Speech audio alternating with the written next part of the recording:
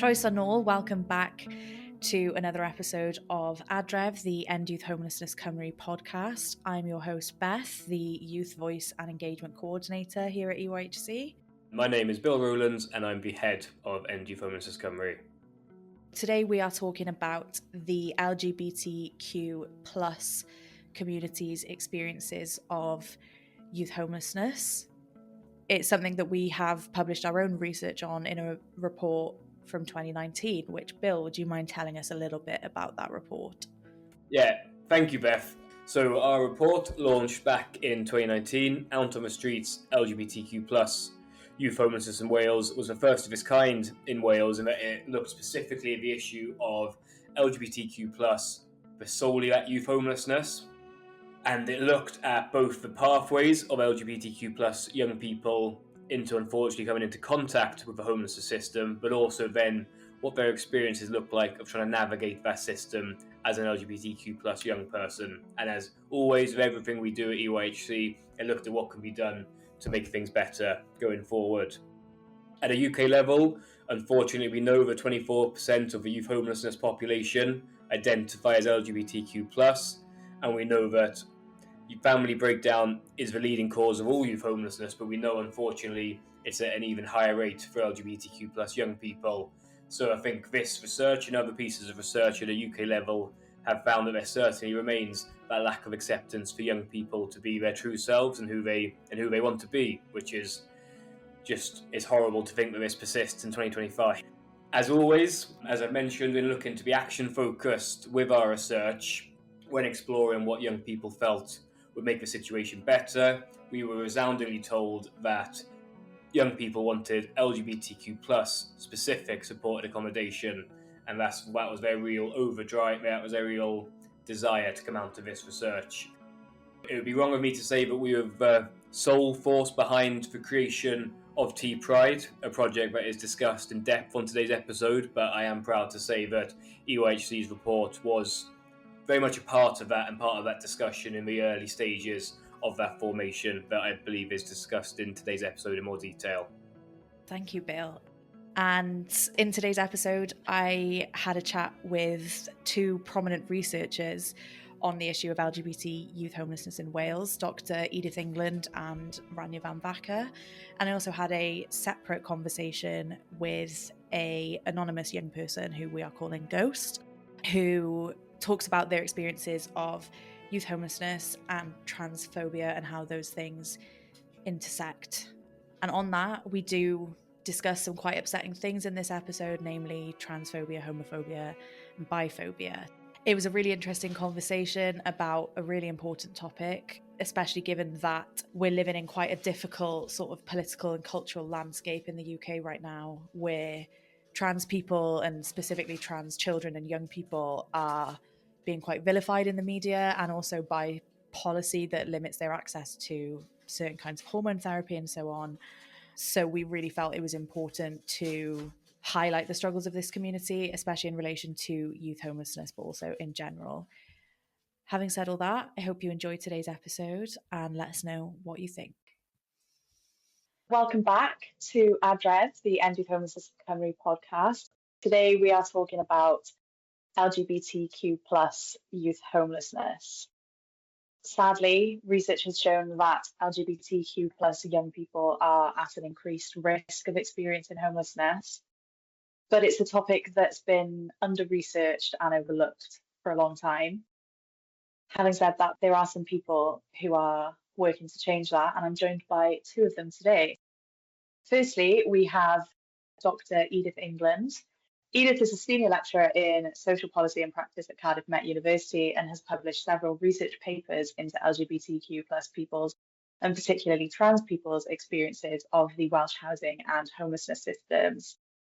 Most recently, with Dr. Neil Turnbull, Edith completed a large survey of LGBTQ plus experiences of housing and homelessness in a report which was published by the UK Centre for Collaborative Evidence. So Edith, thank you so much for joining us. Thank you. And we're also joined by Rania Vamvaka, who is an award-winning LGBTQ plus rights activist with a background in social policy and a PhD which focused on the experiences of LGBTQ plus refugees and asylum seekers in Wales. Rania has lived experiences of homelessness herself, and since early 2023 has been appointed as the policy and research lead at Llamau, which is Wales' biggest youth homelessness charity, and the lead partner in the End Youth Homelessness Cymru coalition. And in June this year, she published a report on Llamau's groundbreaking Tea Pride project, which we'll dive into later in the episode. But Rania, thank you for being here. Thank you for having me. As well as Rania and Edith, I also spoke to Ghost. Hi, my name is Ghost. I am a young trans person currently residing in LGBTQ plus based accommodated housing. I've been transitioning for a little over 2 years now, and I feel that talking about issues in the trans and youth homeless community is something that I'm passionate about. I want to introduce some data to frame the issues. About a quarter, 24% of the youth homelessness population are LGBTQ plus, compared to just about between 3 and 5% of the whole populations. Obviously, a community that are massively overrepresented within the homelessness population. LGBT young people are 4 times more likely to face homelessness than their cisgender and heterosexual peers. So I'd like to ask you both, why do you think that we see that trend of LGBT people being overrepresented? I think I would say from experience, the lead cause would be family breakdowns. We are in 2024 and we are heading to 2025, but there is still so much discrimination towards LGBTQ people and especially trans people. Even though there are so many resources out there, so many reports, so much great work that is being done by grassroots organizations and larger organizations, there is still a lot of stigma and a lot of discrimination. And especially for Wales, I think we need to remember that Wales is a very rural nation. Not everyone has access to hubs and community support groups and friends that are out who can help you in your journey. I think the first thing I'll say is in terms of the figures there, so the prevalence figures of 1 in 4, just to highlight, we found slightly different figures actually on our survey. And I think the reason for that, we found higher figures for LGBTQ youth homelessness, so defining that either as being under 25 or under 18. So both of those figures were higher than the kind of population estimates we've had before. I think the reason they were higher might be because of our methodology. We looked at homelessness, we defined it in the way that the UK government defines homelessness. So basically what we were interested in is if an individual presented themselves at a homelessness office, would they be considered to be homeless? So using that definition, we found that among those who were under 25, a quarter had experienced at least one form of homelessness, and that is higher than the non-LGBTQ average of 1 in 10. But we also found that was really high for certain populations as well. So for young trans people, it was much higher again. It's a difficult figure to get at because it depends on how you're doing the survey. But I think one of the issues that we do have is a data gap, effectively.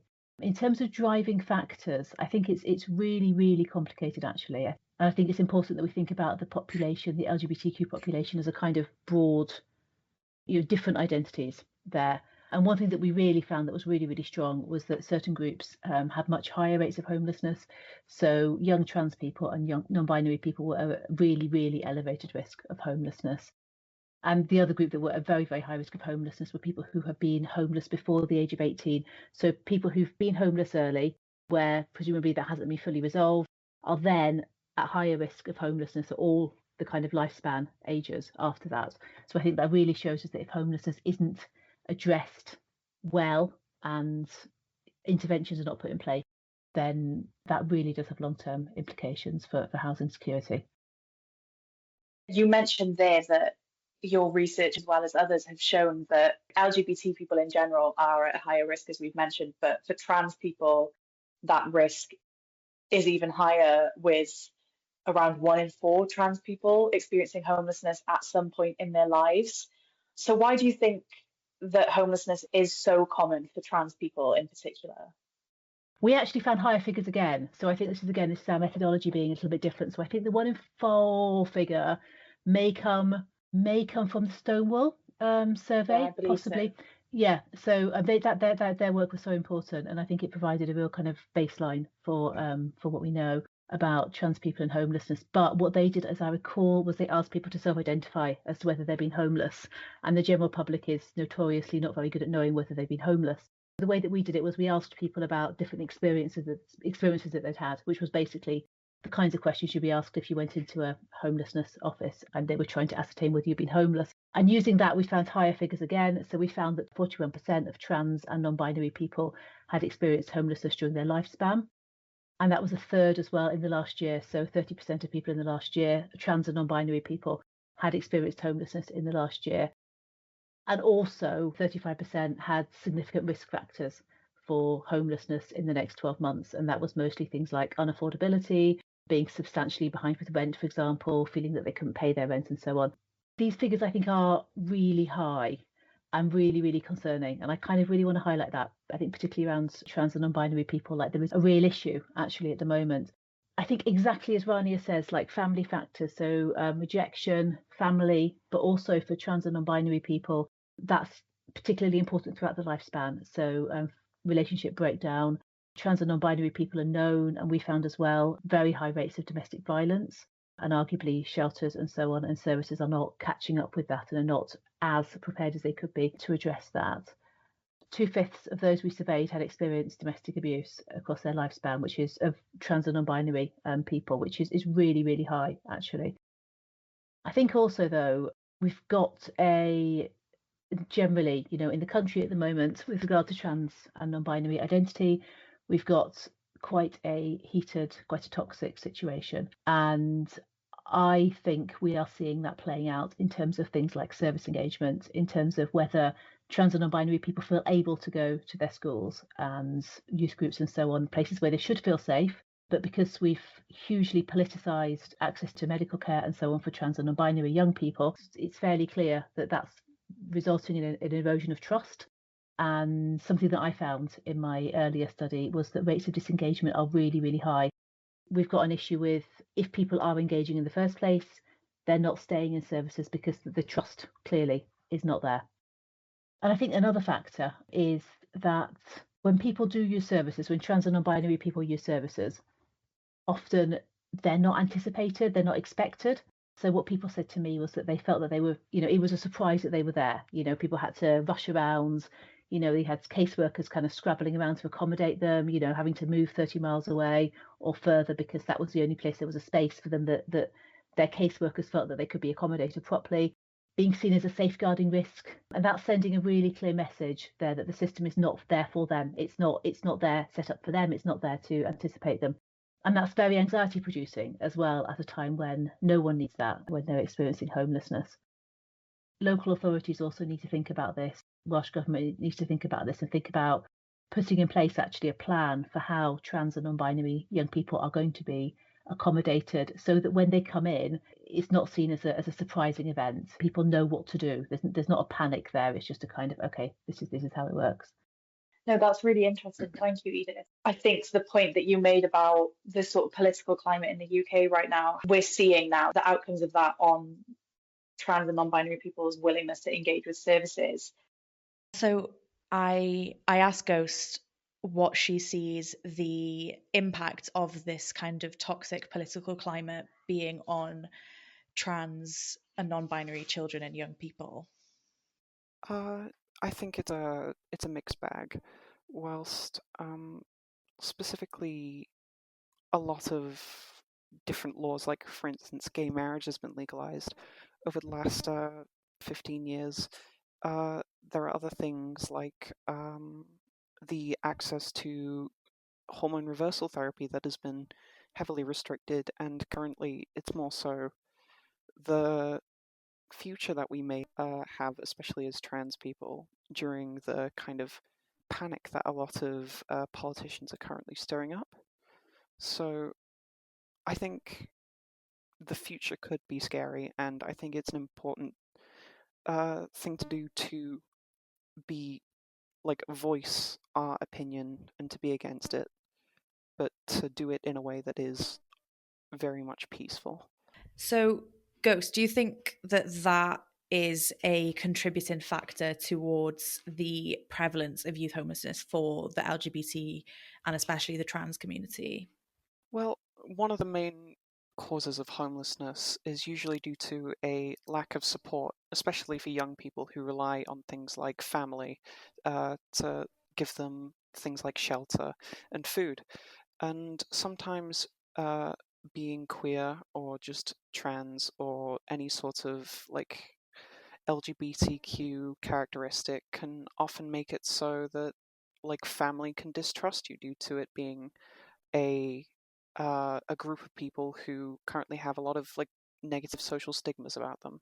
So that kind of family breakdown is often what can cause a lot of queer people to be on the street, sometimes more than their cishet counterparts. In general, what do you see the role of homophobia, transphobia, biphobia being in terms of contributing to LGBT youth homelessness? Not only does things like family breakdown through transphobia and biphobia cause young people to be put on the streets, but in some cases there can often be some sort of intolerance or discrimination towards that from places that might try to help them get out of their situation of homelessness. So, for example, someone may try applying for a job, but some people in the workforce may hold some prejudices that can often make it hard for a queer person to work, and that kind of further perpetuates the cycle of not being able to get out of being in a situation where one is homeless. Sadly, I think it's expected, is anticipated, and that's not how it should be. One of the main reasons why I think homelessness in the LGBTQ community is so high, especially with young people, again, is because it's anticipated and expected. And one of the many reasons why we possibly don't engage with the services as much as we should is because we have friends who have been homeless themselves and who are maybe in a slightly better position than us, kind of accommodate us. We can sleep on their sofa or on their floor for a little bit. And there is a sense of camaraderie and community there that builds through these experiences. But these are not uncommon. They are expected, they are anticipated. And the heartbreak and the distrust that kind of builds up from that is also part of the community as well. And that plays out in the media massively. We have seen it through many murders of trans people and the vilification of the trans body time and time again. There is an emotional side to these questions that I think needs to be addressed a little bit more in order to have that narrative progressing further. I really agree with Rania. There's a real emotional resonance to this. I'm really old and I grew up under Section 28, and I saw so much of this playing out among my peers, those of us who were not straight, and what that meant in terms of things like, being able to engage with your school, being able to talk to people at school, being able to talk to the people in your life who a young person might ordinarily reach out to. For those teachers, I think, as well, knowing that if they actually helped a young LGBTQ person, they could lose their jobs. I mean, I know that didn't actually happen in practice, but that was a fear, I think, among professionals who were meant to be helping young people at that time. And we're seeing the same now. In terms of the role that homophobia, transphobia, biphobia play, what I would say is in terms of the study that we did, what we really found, one of the things that we did was we broke down the data in terms of trans people, non-binary people and cis people. And we looked at homophobia, biphobia, different identities. And in terms of how much difference identity seemed to be making, it was really strong for trans people and non-binary people. So for trans people and non-binary people, I think, certainly they are at much, much higher risk of homelessness and housing, issues with housing. And actually, if you take trans and non-binary identity out of the equation, so for cis, gay and bi people, the effect was much, much smaller. So it seems to me from those results that when we're thinking about interventions and the parts of the community that we need to be protecting, it really is trans and non-binary people. It's such a strong effect. That's really, really important, I think. And I mean, in terms of why, I think it's this kind of rejection, but it's also the fact that services are not then. They're failing to intervene. They're failing to step in and prevent young trans people from becoming homeless. They're failing to be welcoming. They're failing to create conditions where people want to reach out to them. But at the same time, they just need to be, we've got this kind of massively toxic culture around trans and non-binary identity, particularly among with a lot of that kind of vituperation really being directed at young people. As a community, not a community, but as a kind of community of practice, the housing and homelessness community also needs to have a way of reacting to that. I think that's a really important point, and you've both kind of touched on this. What does this trend of, the overrepresentation of LGBT and particularly trans and non-binary people in the homelessness population, what do you think that tells us about broader societal and cultural attitudes towards that community? It clearly tells us that we have failed trans people, we have failed non-binary people, and we almost pretend that we are shocked and surprised when someone is trans and non-binary. And as we know, there has been a massive historical erasure of the trans community and misrepresentation throughout history, even within the LGBTQ history. We do not celebrate trans and non-binary heroes as much as we should. Even from within that perspective, we're not equipped as a society to understand what trans people need and what non-binary people need. And that's because we don't really think about asking what they need and what they think and how they feel. Again, it should be up to us to do the work and not anticipate emotional labor and anticipate everything from trans and non-binary people. But that's why I think co-production is so important in the work that we do, and peer-led research. Edith, what's your view on that? A couple of things, actually. I think, firstly, I completely agree with everything Rania is saying. I feel like we're not equipped to understand the needs of trans people, non-binary people. I also think I wrote down, actually, I was about to say that we're not listening. I think it's even more than that. I think people are facing a level of hostility. And then sometimes we've got services who are doing things amazingly right as well. So during my research, we had some open text comments, and a couple of organisations consistently came through, and they weren't necessarily the ones that you might expect, actually. It came down to basically people being treated with dignity, with respect, with kindness, and being listened to. I think that's so important, being treated as an individual and being just being heard, really. I think there's also this concept that I've learned quite recently, actually, of interpretative labour. That kind of, so it's a kind of emotional labour, cognitive labour. So having to actually do the work of translating your experience, of explaining what it is you need to professionals who really should know what they're doing, really, or who are being trusted to know what they're doing. That's not to criticise them for not knowing what they're doing, actually. It's to suggest that maybe we need to have better training, better structures in place for them as well, because I think part of my research, I spoke to professionals, caseworkers and so on, providing services, and I haven't come across a single person who doesn't want to help. It's the people who don't have the knowledge, they don't have sometimes the understanding, they don't want to get it wrong, but they want to help. So I think that's really important to remember. But I think this need to perform kind of interpretation, to explain yourself, is really a problem. In terms of the overrepresentation of LGBTQ people as well, the other thing I want to just highlight is we don't really have the data to say that. And the reason why I want to highlight that is because we don't have the data to say that LGBTQ people are overrepresented. We kind of anecdotally, and from the studies we've done, it makes perfect sense that they would be. But I think it's important to say that we don't actually have that data. And the reason we don't have that data is that we're not collecting the information. To my mind, when we don't have information, when we're not collecting information, that's saying something about how important we think that information is. We're not routinely asking people about things like sexuality, gender identity, in a way that makes it possible for them to give honest answers. And that is, I think very much the case in Wales, actually. I think generally speaking, we do a lot right, actually, in terms of LGBTQ stuff. But our figures, our statistics on demographics around homelessness are not what they could be.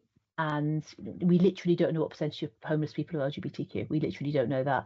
We don't know what percentage are trans, for example. So I think we need to think about how can we get this data in a way that is respectful for people who are being asked it?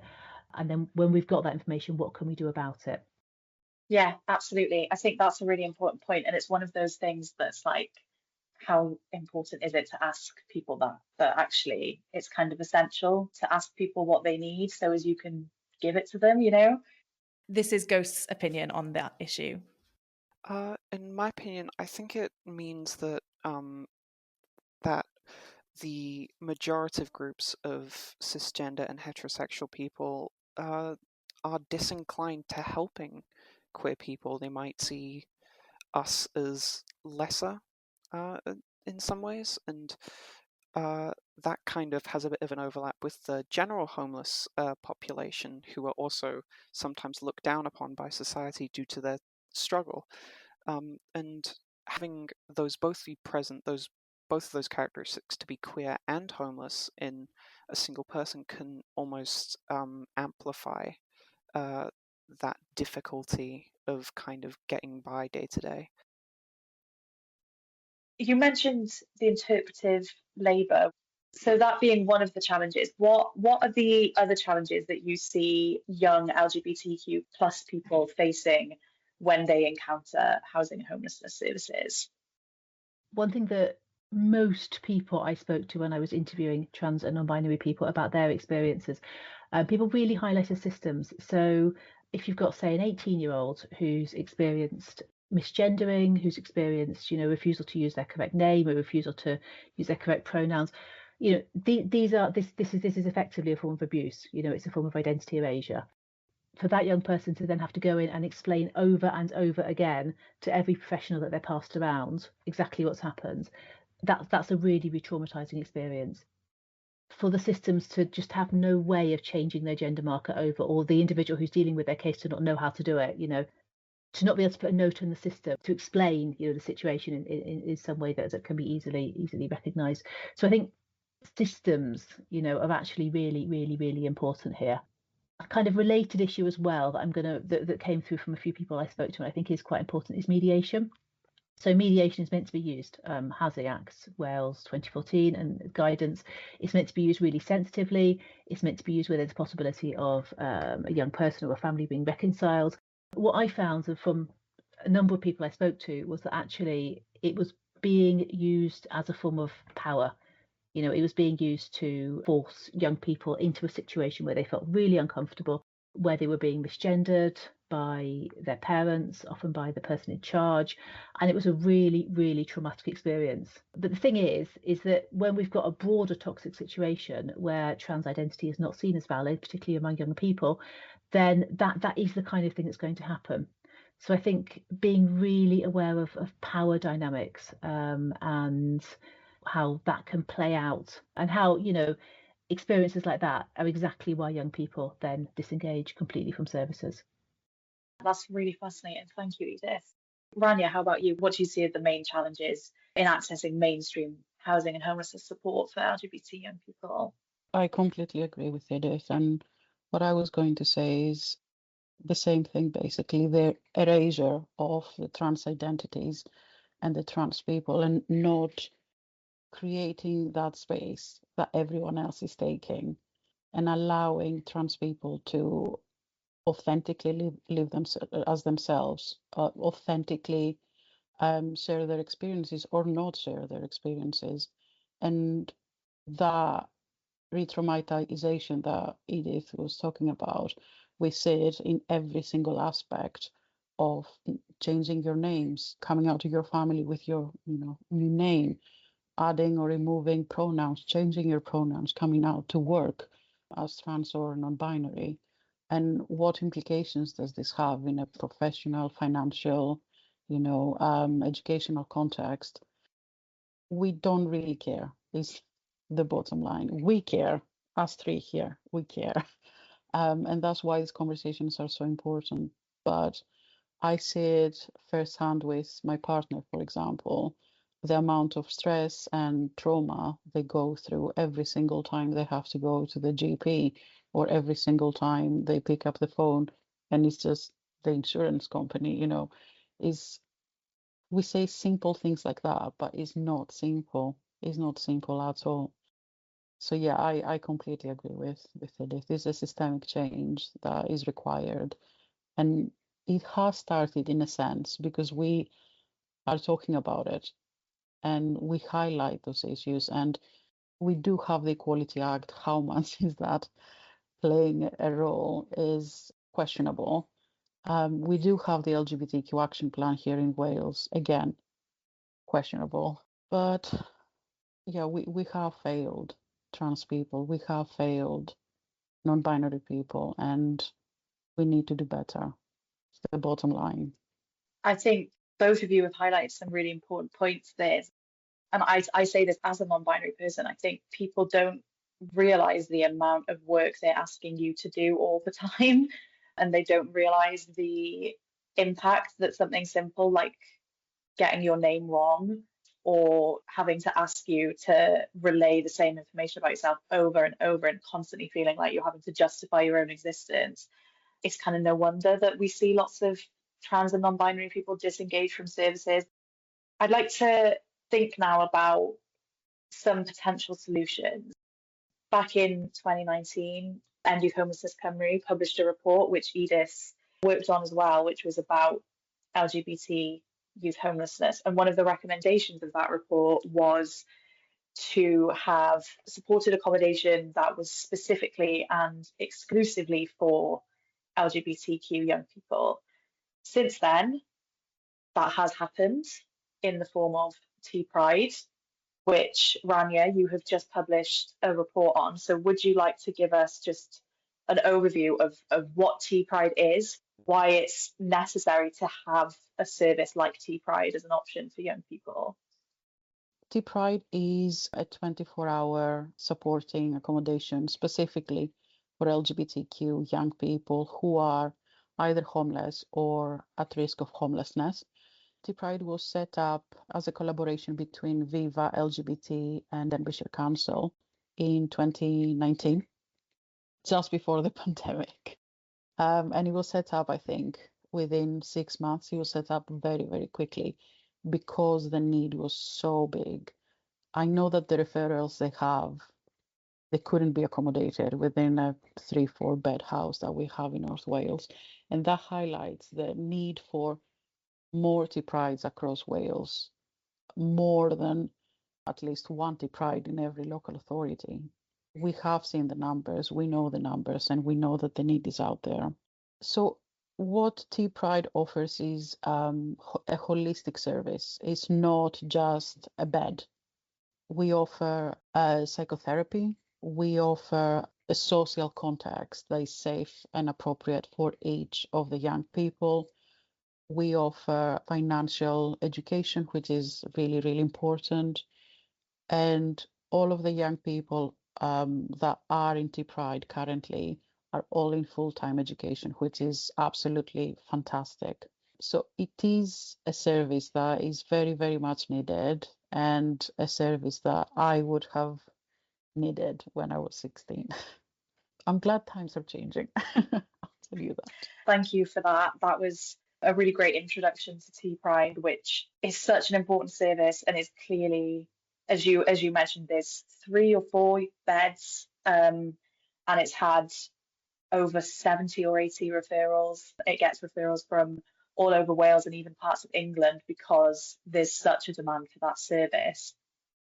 Rania, can you tell us a bit about the impact of T Pride for the young people who have lived there or who are currently living there? So when I started the research, it went over a year.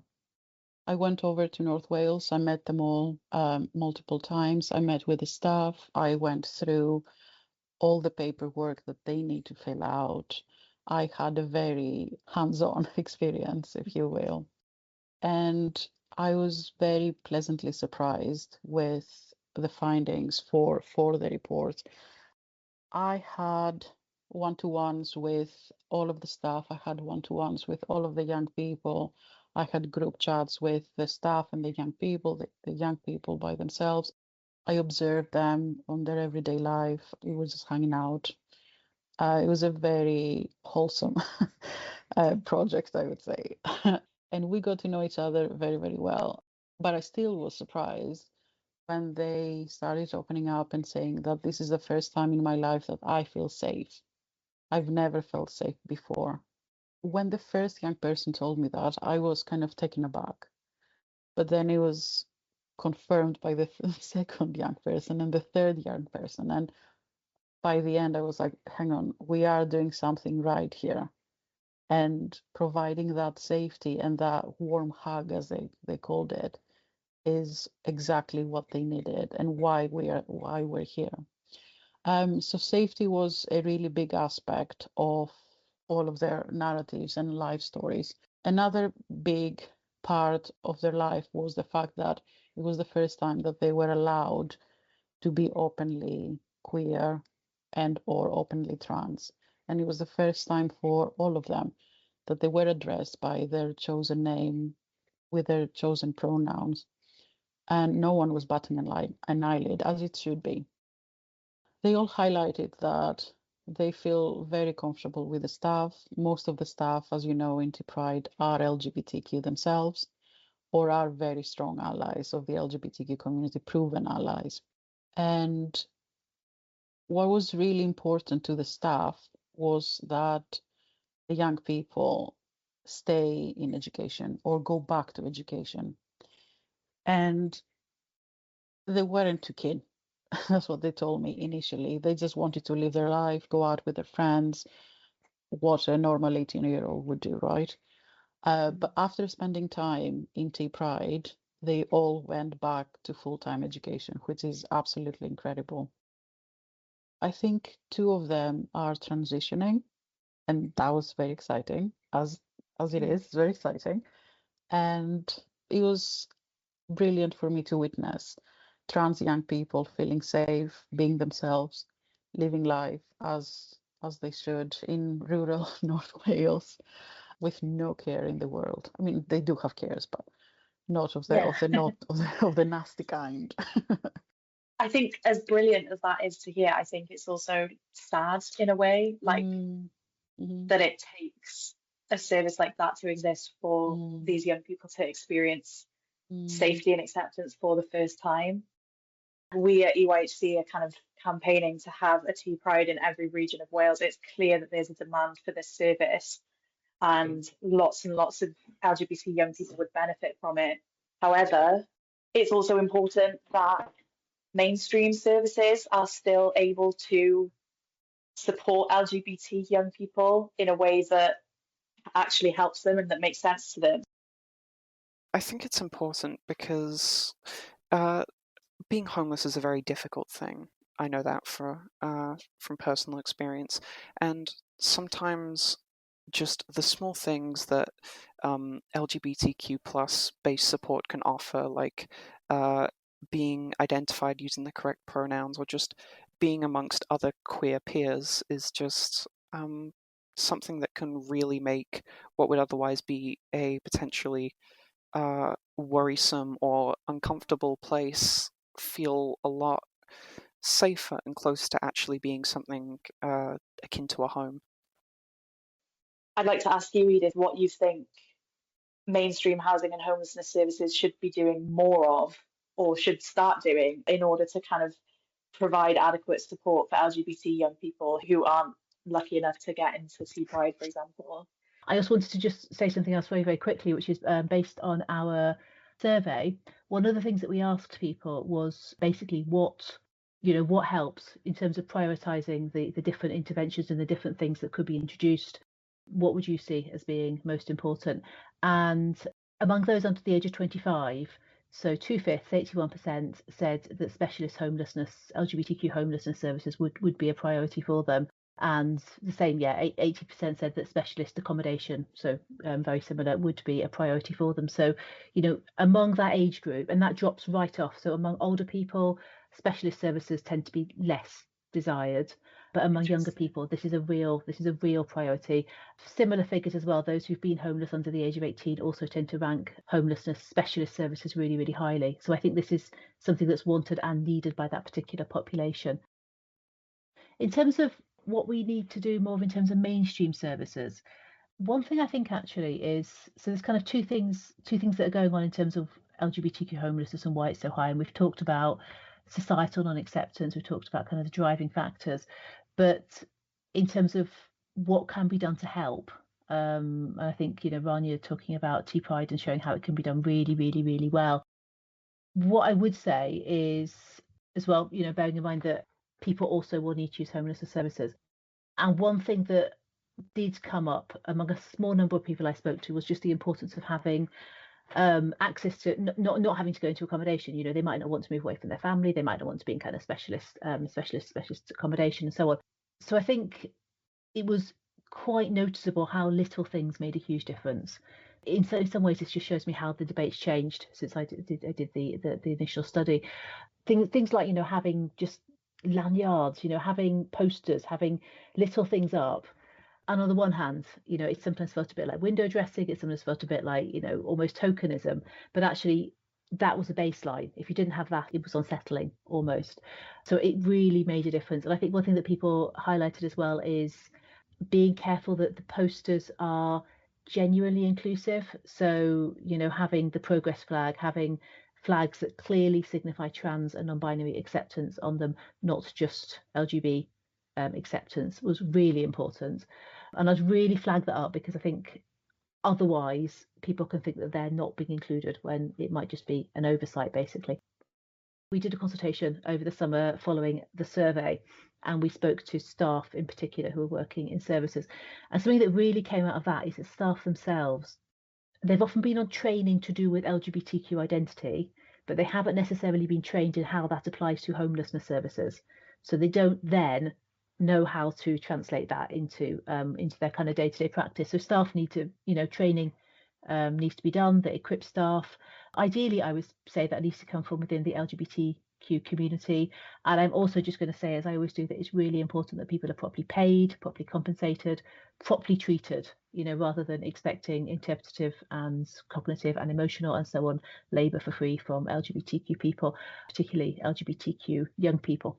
Something else that I think homelessness services are missing a bit of a trick here, actually, in terms of it's so important that young people are much more likely to engage if they trust services.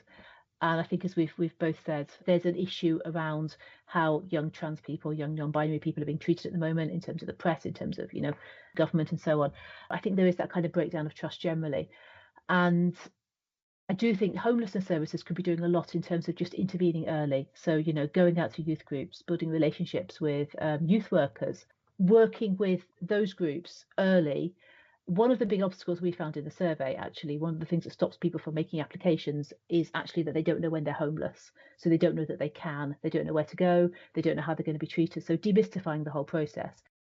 I think it would be so amazing to have a Tea Pride in every area. I really, really do. In terms of kind of what might be possible with less money that it takes to set up a Tea Pride, I think just even having designated workers, so people can actually go to and know that there's a connection there, or that personal connection is so critical.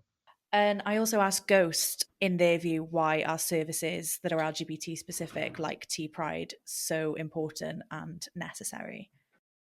There are a lot of small things that can go a long way, such as respecting a trans person's name and pronouns, or just generally not showing any sort of malice or discrimination towards any young people due to something that may be completely out of their control, such as their sexuality.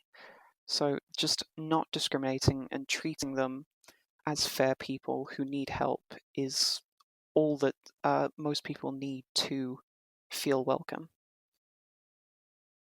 And do you think that it's quite common for LGBT people who go into like mainstream homelessness services to experience things like discrimination and harassment.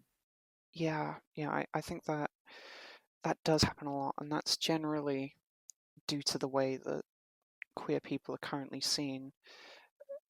And that's mostly just due to the stigma that a lot of predatory figures perpetuate. And I think that, generally speaking, it just needs to be like especially any instances where maybe a non-LGBTQ person like were to harass a different LGBTQ person in accommodated housing, that should be looked upon very seriously, as the last thing that should happen is people who are desperate like being preyed upon for their desperation.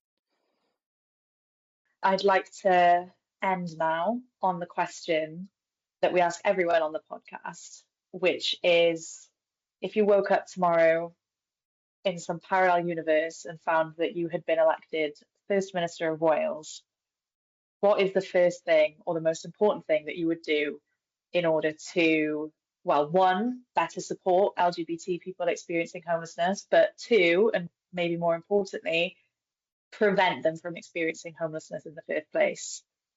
I think the first thing I would do is I would look at giving more legal protections to trans and non-binary young people, and kind of look at the intersections of their identity with homelessness and how those legal protections can work in that nuanced space. I think that would be the first thing I would do. Like I said, we do have the Equality Act, we do have the action plan, but they feel very rigid and they don't really apply in everyday life the way that young people would want them to. Same with the Wellbeing Act, for example. So that's the first thing I would do, look at legal protections and the intersectionalities. Thank you, Rania. Edith, how about you? I would also do those things. I think that's a brilliant, a brilliant answer. One thing I want to say is actually, I think Wales generally, I think we do quite well, actually. And I think part of what I'd say is that we think we need to hold on to that. I do think, without me to get overly political, I think that under Mark Drakeford, I really felt like there was a bit of a ballast there in terms of knowing that actually I felt quite protected as an LGBTQ person. And I felt that he had our backs in terms of, trans and non-binary stuff to a much greater extent than Westminster. And I really hope that continues under Ellen de Morgan. So I think that actually holding on to what we do well and carrying on is really, really critical. I think in terms of specific things, it would be really helpful to have ring fence funding for services, because I think LGBTQ services tend to be, they tend to be discretionary, which tends to mean that they're kind of, they're like the nice to haves basically. And one thing that some people who I spoke to when I did my first study did say was, as trans and non-binary people, often it can feel that if you're in LGBTQ general services, also trans and non-binary identity can then be seen as also the nice to have almost. So I think ring fencing funding for all of those services would be really, really helpful and would mean that they were protected. The other thing I wanted to talk about was how I think we need to think about intersections of different identities, different experiences. And I'm particularly going to highlight neurodiversity, partly because that's another area that I study, but also because there's a big crossover between trans non-binary identity, LGBTQ identity, and neurodivergence. So thinking about how I think it's generally important that homelessness services are accessible to people with different neurological neurotypes. But I think we need to be particularly aware of that when we're talking about LGBTQ services. And again, I think really, actually, when we're talking about what would I do as First Minister, the first thing I do actually is go and talk to people and find out what people actually want, because I think this is the missing link, really. Talking to different communities, talking to trans non-binary people in particular, and finding out what they want and what they need from homelessness services. Because certainly from my research, and I think from what Rania said, her experience as well, is that trans and non-binary communities in particular are actually being really resourceful in looking after each other. They shouldn't have to do it as much as they are, but there's a huge wealth of existing experience as to what actually works and what's needed, and I think we should be prioritising talking to people first of all and finding out what they want and what they need. Yeah, that's a really good point, actually. So many LGBT people have kind of informally been providing that support for each other where, public services may have failed them. We should absolutely be tapping into that knowledge, even though it's informal, it's so valuable. And this was Ghost's answer to the First Minister question. I think personally what I would do would be to push for there to be a greater number of LGBTQ plus accommodated housing shelters, especially since the figures currently are so overrepresented in with queer people being homeless. I think now more than ever is a great time to provide queer people with more safe spaces where they can happily be themselves and just feel like they can stand on their own 2 feet and find time and ways to heal and thrive in their lives. Thank you guys for throwing yourselves in there and sharing your work with us. Yes, can I just say quickly, we should definitely tap into it, but what I did not say and what I must say is we should do it by paying people properly and fairly. We should always pay people properly and fairly. And also, when we do research and so on, we should actually be producing something for communities rather than... I think there's a bit of a pattern of kind of doing research, particularly this area, and then it kind of goes into a drawer. Absolutely. And it just goes round and round in circles. And actually, we really need something to happen. And that's kind of part of why we started the podcast, is because we have at EUHC done so much of this research that we don't want it just sat on our website gathering dust. We want to put these findings, put these recommendations into practice, keep the conversations going, keep young people involved in those conversations. And, not everybody is going to have the time or the desire to sit down and read a 100-page research report, but maybe they can sit down and listen to a podcast and learn about it. I think at EUHC that's something that's really important to us, is just finding different, more accessible, more engaging ways of keeping these conversations going that isn't just kind of exclusive to the sector or exclusive to academics, that it's kind of involving everyone. The other thing that we need to recognise is that the conversation will change. The priorities have changed, and the context of the conversation has changed since I started doing the research in 2018. Language use changes, all those things change. I think we should embrace that. The cycle of learning and listening needs to continue.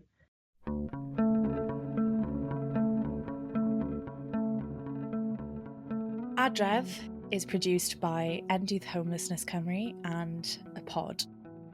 It's edited by Aled Jones from y Pod. The music is July by John Patitucci.